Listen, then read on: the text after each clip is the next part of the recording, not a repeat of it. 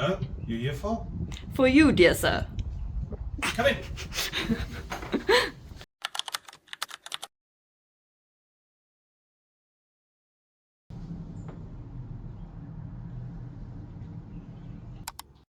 Starting off, to get a full view of your journey, could you walk me through a quick timeline, just in your own words?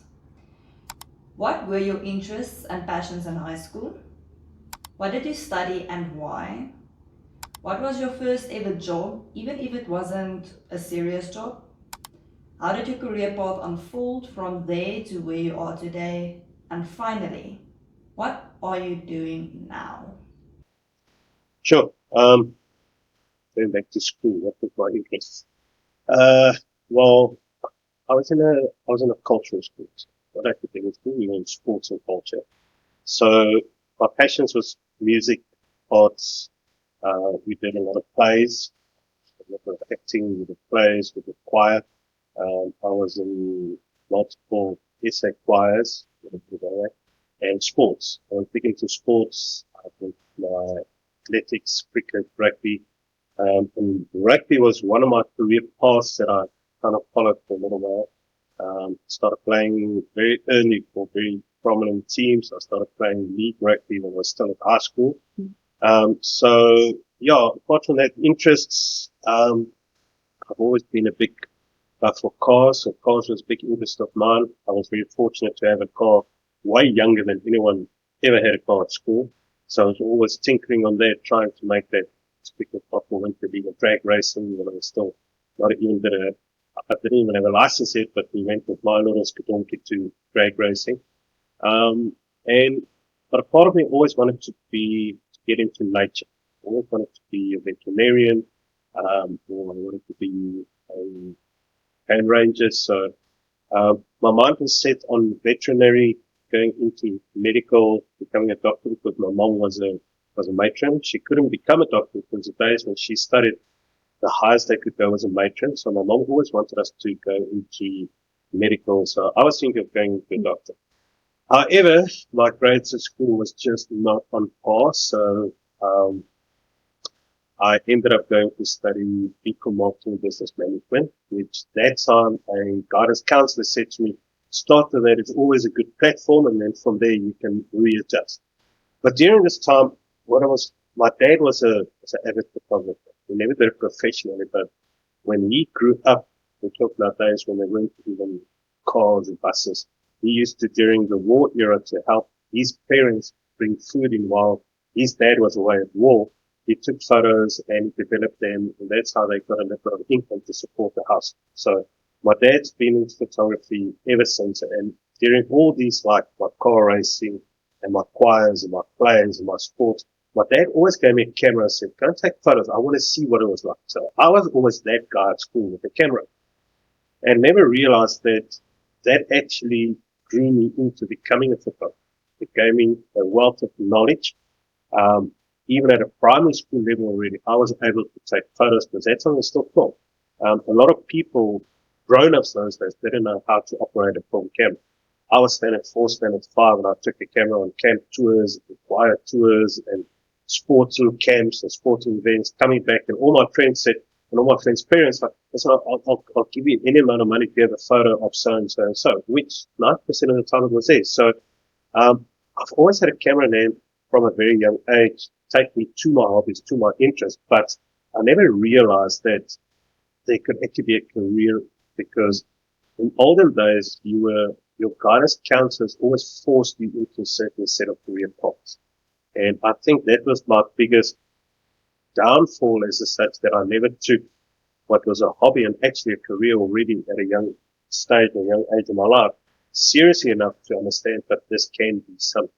Because whenever you did something, it was always like, but you need to go this direction, you need to go that direction. In fact, at school, my principal thought I needed to become a doer. So that was what my tests always allowed. I need to work with people. I need to be into that direction. And yeah, so I went through a couple of stages. My first job was at a video store. I was, in those days, you either went to work at a video store or you were a waiter. Um, The waiter thing was unfortunately the area where I grew up. All my friends were waiters, so there were no waiter jobs available. But my older brother, he worked at a video store, and we became friends with the owners of the video store. So when I came to that age, he contacted us, said, "Listen, don't you have to want to be a video store manager on the weekends?" And that was my very, very first job. From that, as I started doing marketing, I met a guy in the video store, which was a big manager at Woolworths, and he offered me a position at Woolworths as a weekend manager at Woolworths Food in Eastgate. So that was while I was studying. It was a bit of an income, but my passion was in rugby. So I started playing league rugby, which I started earning an income from. And so at that point, I was like, I want to become a professional rugby player. Unfortunately, I got quite a serious injury, and that kind of ended my career in rugby. And then I was like, well, what am I going to do now? So one of my friends, they got a very big engineering firm, and his dad said to me, well, you're studying marketing business management, come and get into my marketing department. And that was my first, let's put it, 9 to 5 job. Was working for my friend's dad's company, which is a massive engineering firm. And yeah, I was traveling throughout the country, calling on mines, calling on engineering firms, and basically running marketing and sales for them. Being that at school already, I was that guy. So my first wedding I did was when I was in matric. I actually did a wedding of when I was in standard 8, our head boy. He contacted me and said, listen, you will always take the most amazing photos. We're getting married. Don't want to do our wedding. My first wedding I did was when I was in matric of one of the school people. So ever since that wedding, there was always friends calling on me, listen, this one's getting married. Don't want to do our photos. And I never realized that what I thought was just a hobby or side hustle, bringing in a nice amount of income. I never thought of it as a career because I was pursuing something more. You know, you studied people, so we need to do this.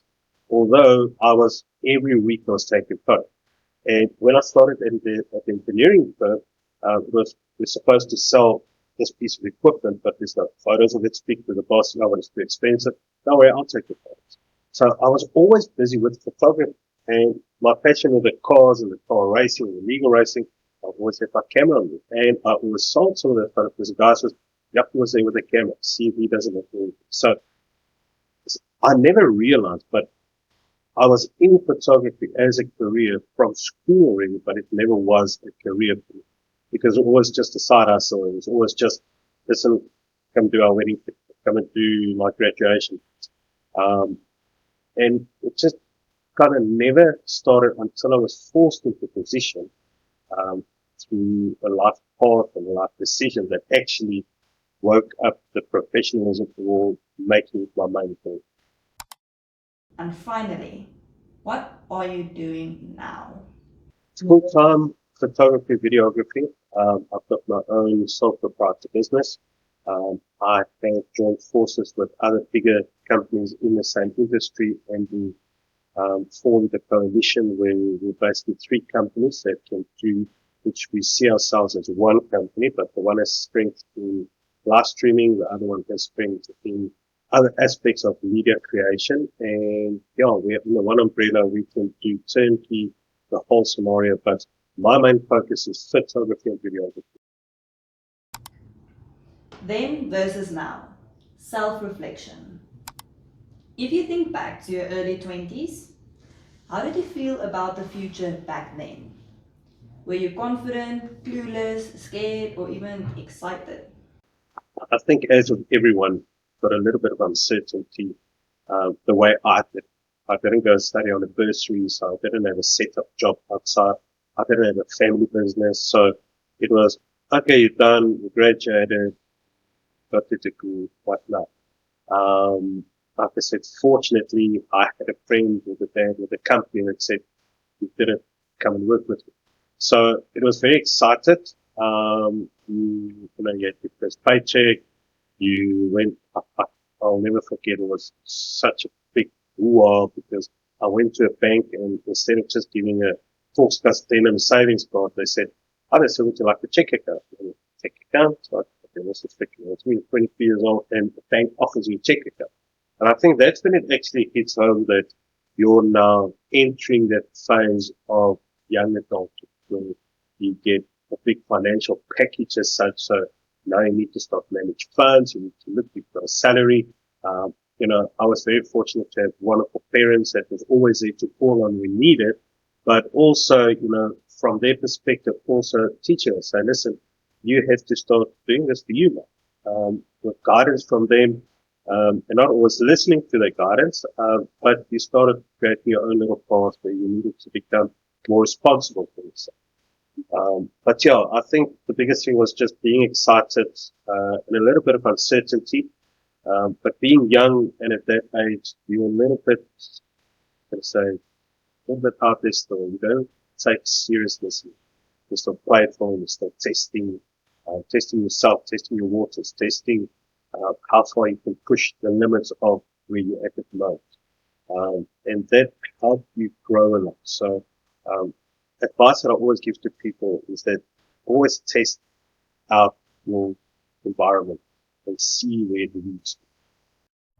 And now, looking back, what mindset or belief helped you grow from that version of you into the person you are today? Um, I grew up in a household which was very faithful, and it was always that you always have to look at the glass half full instead of half empty. And I think that the biggest thing, the biggest advice I was always given to was keep your nature. Not only your personality, but keep your nature. Your nature is even more than your personality who you are. And you have been set with that nature and with that personality because of the reason of something. So find that and grow that. And with that, keeping that is what's going to give you the power to grow more and more and more. Because that's where you can find your inner strength is in your nature and in your personality. And with that, you can grow and you can push yourself to bigger and better. Mentorship time. Do-overs and real advice. What's something you wish you emotionally or mentally knew in your early 20s? Like a mindset reminder you'd give your younger self. Um, I would say to follow your passion. Photography was a passion for me. It was a love, like I said, unfortunately, it was a side hustle because you have to find a job. You have to be employed. However, I could have employed myself if I just listened to my own passion, to my own heart, to my own mindset, and realized what was right in front of me. If I could have started that a lot earlier, I could have combined my passion. Photography is such a wonderful, how can I say, career where you can actually pursue your passion with a, a career. For instance, if I could go back today and tell a young photographer what they need to do, one of my biggest passions is cars. I would have told myself go and study journalism and become a car photographer for a magazine, or become what, even today, if I look to one of my biggest passions is Formula One. If I can be a photographer for Formula One team, but you need some form of either press, uh, career in press, or study press, or writing journalism. I would have told myself, go study journalism and become car photographer.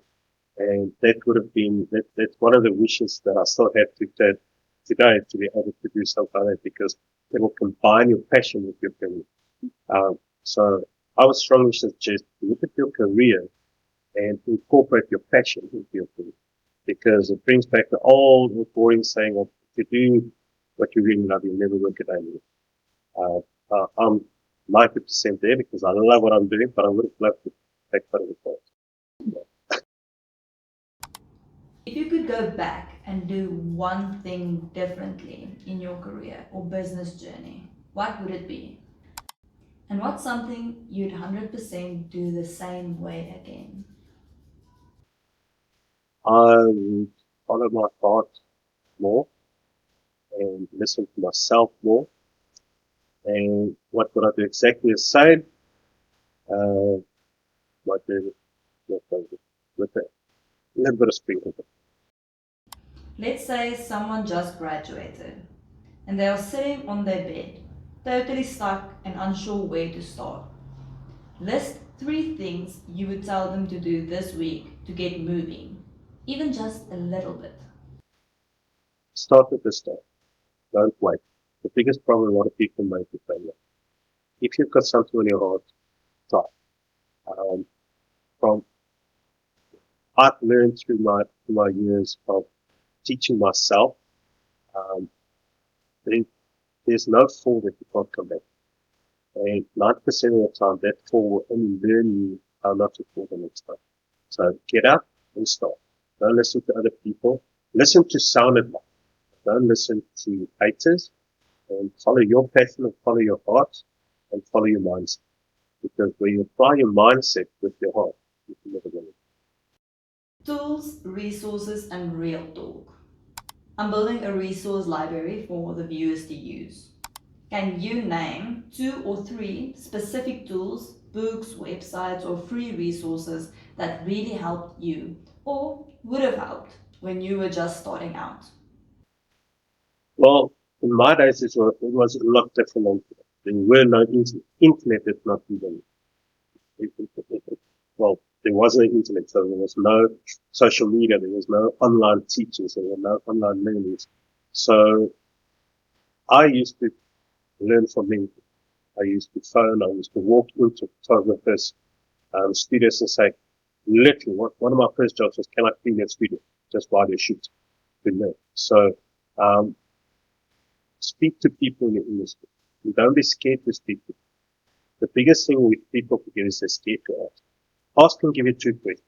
Yes, you're welcome, or no. And then you go to the next one. Today, I still use, and one of those mentors gave me the most profound advice ever, and that is at photography. When you find a photo that you think is the best photo you've ever taken in your life, say, that's a great photo, could be good, because never stop learning. And because of that, I use digital platforms. YouTube is massively underrated for learning. You can learn so much from a lot of very skilled people on YouTube. And then there's a lot of online academies like Udemy, got great courses, which is very cheap, and you can use it whenever, wherever. You can literally lie on the bed at night before you go to bed and do an hour-long course on a subject that you are not 100% certain about. So digital learning today, to me, is almost more worth than actual institutions. Um, I don't say don't go to institutions because that'll give you hands-on experience, which is still neat, but it can just fulfill where an institution might fall short, and you can do the digital. Let's say I took away your whole network and your bank account. You're starting from scratch today. What would be your first 3 moves this month to rebuild your life, career, or business? Think practical. Things you'd Google, website you'd visit, free things you'd sign up for. It'll most probably come down to, again, try and try and try. Um, get your mindset to what you feel like or where your mind wants to take you, and go out and try. You're never going to know until you don't try. Um, from your first try, you can utilize it to give you a bigger try. Uh, and find your feet and run when your feet like it. Don't be scared to ask for advice or for help. That you do. Look at people around you. Might not even be in the same industry, but let's say for photography, you need photography for photos. Ask your neighbor if you can take photos of the church. Ask, go to church and say to the minister, listen, I want to take a little video of one of your sermons. Always ask, look at the resources around you that can connect and accommodate to the direction you want to go. And the third one is most probably, um, you don't need the best gear, so you don't need to put up money always to start it. You can try and use what you have. If not, ask to borrow, ask to be helped out somewhere. People forget that people out there, you get a lot of nasty people, but there's more people out there willing to always help and assist, especially youngsters, because in our country specifically, people realize that the youth is up. and you might be surprised at how many doors will open just by it. Rapid fire questions. What's a failure that made you laugh later in life? Opening a camera with film still inside it. That was a big one. Coffee or tea when planning your empire? What's your hustle anthem, the song that gets you into gear? Lion. It's a gospel song. It's called Lion. It just gives me so much inspiration when you go and listen to it. There's many versions of it, but the soundtrack is called Lion. It's all about letting your inner strength, your inner lion, get and devour whichever might come your way. Real world readiness and lessons. We all have this idea of what work or entrepreneurship will be like. What was your expectation and how different was reality once you were in it? Um, Again, because of my personality, I think I never took it serious enough. That it gave me two things. First of all, it gave me the opportunity to connect with more people, I think, than what I would have if I was more serious. However, the downfall was I think I would have grown to the level of business a lot sooner had I been more serious. So I would suggest to find a good medium of your young and silliness with seriousness. Combine the two, find a good middle way to connect the two to grow from there. Because when I went into that, I'm still very young at heart. I don't take entrepreneurship sometimes seriously. You have to be able to make that call when it needs to be serious, must be serious. However, when it needs to be playful, it can be playful. Was there ever a moment you felt totally unprepared? Like presenting yourself, public speaking, writing a CV, even using English professionally. How did you handle that? I think the silliness in me always made me never worry about anything. I was always a guy at school. There'll be 20,000 people. I'll be the one running in front of them. I don't know, making a joke, cracking a fuss. However, my first wedding when I started, and I needed to get up in during the church service to go and walk in front of everyone to go and take a photo. That was kind of scary. It was a little bit uncomfortable because you need to get up in front of all these people, walk past all these people, and go and take photos. So that was a little bit. That's always been, and still till today. It's always like, okay, it's quiet, and everyone is focusing on the people in front. You have to get up and walk in front past everyone and go and stand there. So that's till today. It's never gone away, and there's always a little bit of a butterfly in the stomach, but you just have to man up to it. What's one underrated skill you wish you started working on earlier? Putting music with people. I've always been massively passionate about music, singing a lot. I wish I followed more into singing. That kind of fell off, and especially because of smoking, drinking, and all the young stuff. But learning more how to add music to my videos. I think there's still room for me to grow in that because music is such an integral part of giving a visual presentation. And that's one thing I still want to pursue and wish I pursued more. CVs, networking, and building value. A lot of people feel awkward about networking. So, can you give a real example of how you started? Like a place you went, someone you messaged, or a platform you used? Never be shy. Talk to people. People can, again, it brings me down and it's something very valuable which I always tell people. You can either get a yes or no. If it's a no, you go to the next person until you get it. Don't be scared to approach people. However, the biggest thing is to approach people with respect and with dignity. And you always have success. What's one thing that actually makes a CV stand out in your field? And what do most people forget to add that matters? I would I would always recommend to put, well, we talked about the small little things. Often the small things might be the one thing someone's looking for. Be as truthful as possible in your CV. and add as much as possible. However, don't add junk. So literally go through it, but try and add as much as possible on it, which was value. So even if you were for 2 weekends a broom sweeper and this, you never know. It might be something that someone forward can reflect into. Not that you want to become a broom sweeper, but it might show that you're hard worker. You're willing to pick up a broom and sweep. So always add as much as possible to add value to yourself. Never burn bridges. No matter what happens to life, people, the more people you have that can recognize and talk for you is more valuable than any job you can ever have. What advice do you have for someone who wants to build a career or brand but has no experience yet? Start with yourself. You own it. Build yourself, find yourself, and yourself will you.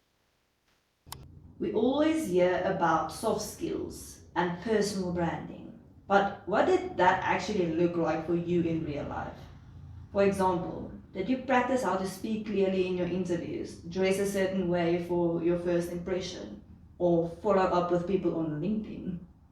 What were the small actions you took that helped you build credibility, stand out, or just show people that you're someone worth noticing?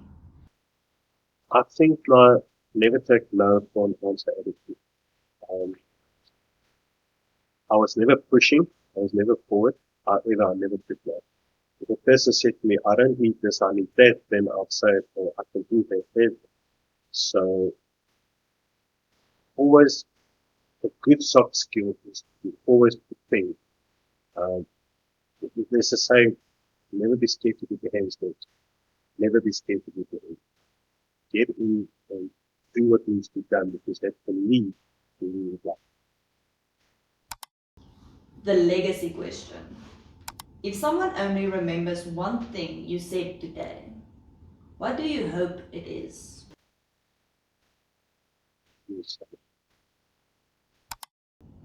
What does success mean to you now versus when you started? Success when I started, would have been measured monetarily. However, I've learned along the way that true success, when you look back in your life, you see how many people need help to become successful.